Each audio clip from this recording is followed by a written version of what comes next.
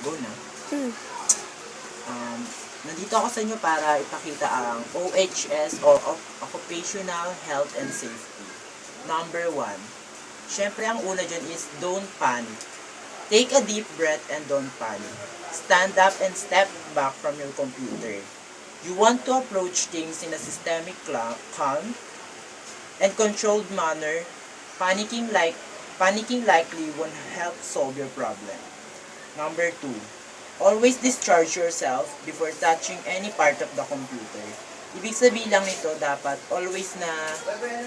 nasa ayos yung sarili o dapat may akmang mga kagamitan bago humawak ng kung anong mga parte ng computer.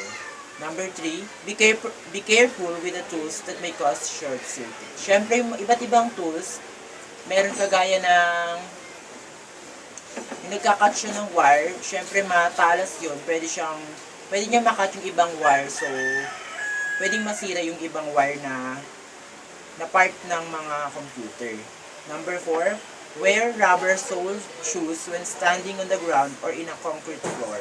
Ibig sabihin lang nito, kailangan magsuot ng rubber shoes para magsilbing conductor siya ng electricity para hindi mismo sa ating katawan tumama yung electricity kundi mahigop ng rubber shoes yung electricity. Number 5, always power off and unplug the computer before working on it. Ibig sabihin, pag gagawin natin yun, kailangan i-unplug muna yung source ng electricity para hindi tayo makuryente o mag-ground. Yan. Next naman is, when making circuit changes, switch off and unplug the power cord from the equipment, then discharge the capacitors.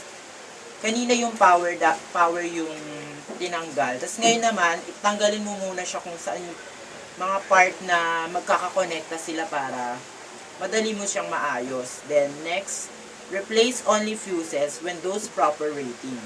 Ibig sabihin lang nito, tanggalin mo muna yung mga fuses and those yung tapos para ayusin mo muna yung mga parts niya ng mabuti kasi masyadong sensitibo yung every parts ng computer. Then hold the components by the edges and do not touch the ICs. Ayan, hawakan ng mabuti yung mga dulo. Then wag mong hahawakan yung mga parte na masiselan kagaya ng motherboard, power supply. Ganyan. And the number 9, read and follow instructions on the manual carefully. Siyempre, lahat naman ng ginagawa natin, may kanya-kanyang manual yan. Siyempre, kaya may manual, yun yung mga sinusunod nating mga steps para magawa natin ng mabuti yung isang gawain. Then number 10, do not use excessive force if things don't quite slip into place.